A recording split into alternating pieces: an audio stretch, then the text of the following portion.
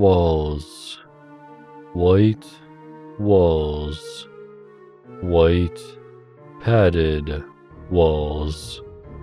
Day in, day out. White padded walls. Let me tell you why I see these white padded walls day in and day out. I am, or at least according to several doctors, certifiably insane. Hallucinations, paranoia, schizophrenia, multiple personality disorders. The list goes on and on. I was a normal working class man, living the American dream. I had a wife and 2 children. My income was high and my debt was low. I had it all. Then things started to go wrong. They started to go in a direction I couldn't even fathom. My wife and I had always wanted to go to the British Isles, but for the longest time, the money wasn't there. It took 7 years and 2 promotions before we could even begin to think realistically. Anyway, after months of careful planning and preparation, we were on a plane flying over the Atlantic Ocean. Just me and her. No kids, no job, nothing but beautiful scenery and relaxation for 24 straight days. Fast forward a week. Having taken in many of the big city sights, we decided to see some of the smaller places out in the countryside. We packed a small bag of essentials and took a cab into the rural side of England. This is where things started to go wrong. Not the whole world is coming to an end wrong, even though it sure felt like it. Just wrong. We came across an old tailor in a moderately decorated cabin. He said he had been making suits for over 65 years. My interest was piqued. I decided to splurge a little bit and buy one. Nothing beats the craftsmanship of a home-tailored suit. After paying for it and calling for a cab, a picture on a wall caught my eye. It was old, black and white, mid-50s. It was a very tall and very slim-suited man standing on a grassy plain. His face appeared to be smudged out. It was old. I didn't think much of it. Even so, something about this picture was unnerving. It gave an odd vibe. It felt almost menacing. I inquired about the photo, but the old man refused to talk about it. That just added fuel to my mental fire. Days upon days had passed. My wife and I took in every sight, every castle, every grassy knoll we possibly could. But alas, eventually we had to go home. Part of us wanted to stay, but we were exhausted. There was no way we could spend any longer there. Our flight back home was vague, as we were both asleep most of the time. The drive back home was also hazy. We just wanted to relax. As I pulled into the driveway, something was off. Something didn't feel right. I got the same feeling I had when I saw the picture inside the tailor's home. It was a feeling of dread and curiosity. I didn't want to continue, but my mind forced me to. I stepped out of my car, and when I stood onto the concrete, my legs suddenly gave out. I fell to the ground onto my right hand and found myself unable to force myself up. I must have been more tired than I thought. My wife helped me up and supported me up to the bedroom. I was going to be asleep for a very long time. Or so I thought. That night, I was plagued by nightmares of this suited man on the grassy plain. It wasn't really a bad dream as much as it was his presence haunting me in my subconscious. Just standing there, unnaturally tall, unnaturally thin, standing there without a face, without an identity. No matter how hard I tried, his face was never focused. It was as though the picture had come alive in my thoughts but remained unchanged. This went on until I was abruptly woken up by the sound of the smashing of a lamp. I raced down 2 flights of stairs leading from the bedroom to the living room. Armed only with the brick we used as a doorstop, I slowly crept to where the only lamp in our house used to be. I knelt down to pick up a piece to examine when I felt a slight blow of wind from behind me, like a person running past. I shot up faster than a startled cat and spun around to see what or who it was. My eyes had still not adjusted, so surrounding me was nothing but darkness. My next thought was to listen. Nothing. Not a single thing. Not even the sound of the house settling. Maybe it was my nightmare, or fatigue playing tricks on me. Maybe we had a slight tremor that caused the lamp to inch off of the table. Regardless, I was tired and I sorely wanted to get some nightmare-free sleep. It didn't happen. Throughout the rest of the night, the Slender Man was everywhere within my dreams. He was a bit curious though. He only ever seemed to cautiously hide behind trees. Only in the original photo was he completely exposed. Even subconsciously, I wished I hadn't moved next to a forest knowing he could be lurking, watching me, analyzing me. It didn't take long to force myself awake. 10:46 a.m. I looked to my left. I looked to my right. My wife was calmly sleeping. Lucky her. I dragged myself out of bed and slowly made my way downstairs. I half expected the TV to be blaring with my kids' eyes glued to the screen, but then I realized that they were at their grandma's house. They were due back that day. I was going to miss the quiet. It was alright. I missed my kids even more. I continued down the stairs, hoping to get a game of solitaire in on the computer, when something made me feel very weak and hollow. The lamp wasn't broken, but it wasn't brand new either. Someone had taken the pieces and shoddily glued them back together, and the glue wasn't glue. It was black and rubbery like tar. I would have tasted it for origin, but that's never a good idea. My wife needed to wake up. Soon. I was starting to panic. I explained what happened the night before, about the lamp and the nightmares and such. She just rolled her eyes and told me I was on something. Wives. Sometimes I think they do it on purpose. Still feeling uneasy from the morning, I managed to force myself to look out into the forest behind our house. It was very calm. Nothing out of the ordinary. It wasn't completely dark, so it didn't look nearly as ominous as it usually did at night. I was badly lamenting this night in particular. Suddenly, I saw a light out of the corner of my eyes that caused me to nearly jump out of my skin. It was just the kids getting dropped off. I swear I was thinking too much into this. I couldn't keep my nerves steady half the time. Hours passed. We played with the children. We put them to bed. We relaxed on the couch. My wife was asleep on my chest and I was nodding off. I slowly closed my eyes. It wasn't long before the quiet was broken and my wife and I were woken up. A window broke upstairs. In a panicked flurry, we ran up the stairs as fast as we could. Our eldest son, scared out of his mind, said it came from his brother's room. Without even thinking, I kicked the door in. Only the nightlight in the far corner brought light into the pitch-black room.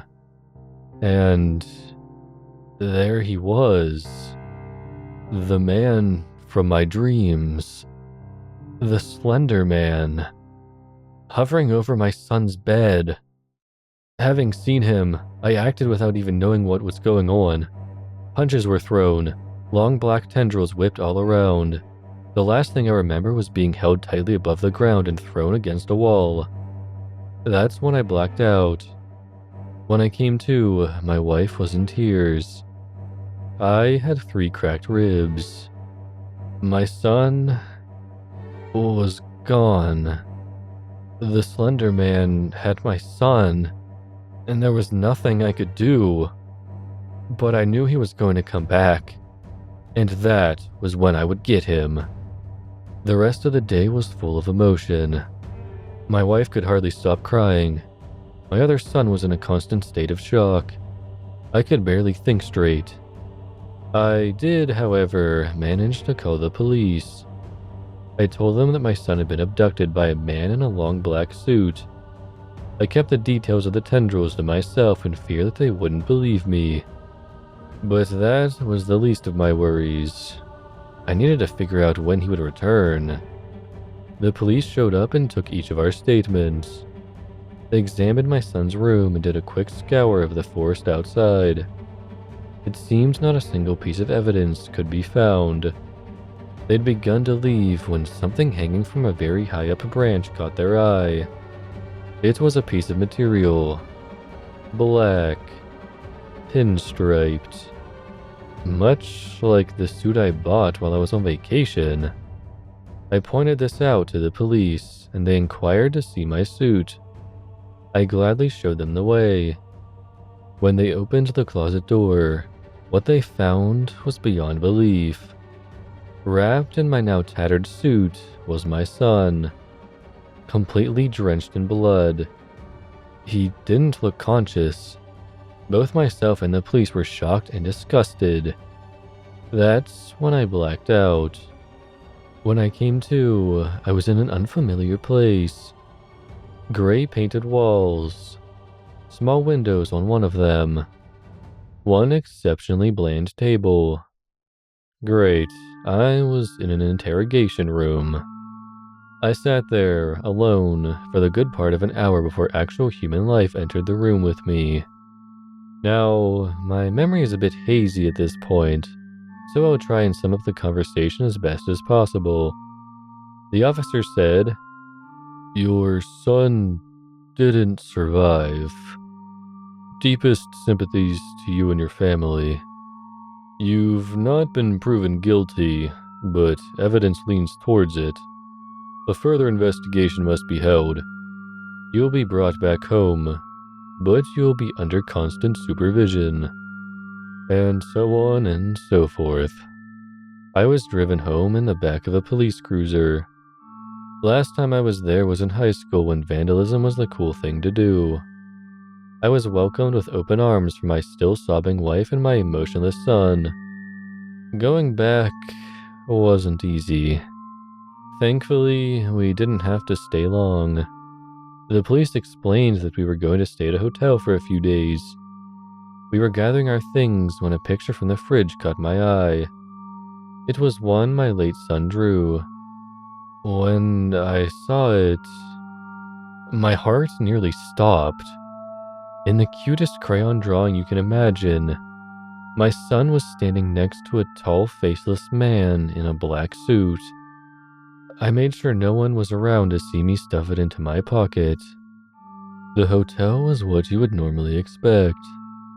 Simple wallpaper, 2 twin beds, 1 TV, cheap flowery design on everything else. It would have to do since we were stuck there. We settled in, placing our stuff and lying down. I, on the other hand, went to the bathroom. The only place I knew was private. I locked the door and took the picture out of my pocket. I scoured the page for clues, but to no avail. All that was there was the crude drawing and his name scribbled into the bottom corner. The thing that unnerved me the most was the fact that the Slender Man had no face, no identity, not a single outstanding feature. It rattled me to the core, but I'd had enough stress from today. I needed sleep. Badly. The night was rough, but I still managed to fall asleep. Not a single dream with the Slender Man either. Then a banging came from the door. Being half asleep the whole time, it scared the shit out of me. I turned to my right. 5:14 a.m. Heads were going to roll. I dragged myself out of bed and very slowly opened the door. It was the police officer that drove us here. He had a look of panic on his face. He said my son was missing. Nothing clicked. It took me a minute to wake up and grasp reality again. My son's body was missing. Snatched right from the hospital. But this time, I knew where he was. I had to get back to the forest. I had to find the remains of my suit. It was the only way to stop the Slender Man. But I knew it wasn't going to be easy. I had asked the police officer if he could drive me back to my house, as I had forgotten something. He pondered a moment and obliged. This time I had been allowed to sit in the passenger seat. The ride there was quiet. I tried to get some sleep. He didn't start any conversation. When we got there, I was careful to make sure no one else saw me. I entered the house through the front door and quickly escaped out the back and headed for the forest. It was still very dark out, so traversing the heavily wooded area was not easy. The only light that came through was that of the moon. So I walked, almost blind, hoping to find some scrap of my suit. It seemed to be impossible until amidst the darkness, I saw a scrap of paper. The white of it stood out like a sore thumb. I leaned down to pick it up, and when I turned it around, what I saw completely horrified me. It was another drawing by my son, with both him and the Slender Man. But this one was different. There were 3 other people. A boy the same height as him, an older looking girl, and another boy as big as the girl. Then it dawned on me. It was us. My family. My son drew us with the Slender Man. Then I saw a beam of light. It was the police officer. I ran up to him and showed him the picture. I explained that my family was in great danger. All he told me was that there was nothing he could do. He said we should go back to the car and back to the hotel. A million thoughts ran through my head. Should I concede? Should I resist? What I did next is peanuts compared to what was about to unfold. But I didn't know, and looking back, I didn't want to. I gave in to the police officer's request and began to head back to the car. While he had his back towards me, I picked up a stone and brought it down upon his head. He staggered a bit and fell to the ground. I took the car keys off of him and ran towards the car. It was still dark. I needed to get back to the hotel. I screeched to an immediate halt in the hotel parking lot and ran towards the door where we were staying. I swung open the door to behold the one thing I was trying to prevent. Amidst all the blood that painted the room were 3 bodies, making a circle around the Slender Man. He turned and looked at me. His hollow, non-existent eyes stared deep into me. Emotions I had never felt before, emotions without names, filled my brain and body. It was like he was making me feel everything he ever had. And with an outstretched hand, he said only one thing. One thing that would be burned into the back of my mind forever. Help me. Sirens came from behind me. I turned around to see the police cruisers pull into the parking lot and watched them get out. Using car doors as shields with their guns aimed at me, I raised my hands above my head. I slowly looked behind myself to see the Slender Man fade to nothing, leaving only a tattered suit in a heap on the floor. He killed my family. My life would never be the same. And yet, something told me I was never going to see him again. I would never be able to exact revenge, even if I figured out how to. Everything up until the white padded walls isn't exactly clear to me. I've been told that after they saw me at the hotel with my DNA on the suit, I was made the primary culprit. Then, after they arrested me and subjected me to frivolous testing, from which they got nothing more than unintelligible noises, I was submitted to this place. The white padded walls. The same white padded walls I see all day, every day. No one will know what happened to me and my family. The emotions that were broadcasted to me caused me to lose my ability of speech. Now all I can do is write and draw. I write out the emotions that the Slender Man felt. I draw the things he has seen. They are what keep me here. I'm a victim of another man's emotion. Sometimes I feel like I have become him. Like we were the same being. That day, I learned something. We were slender.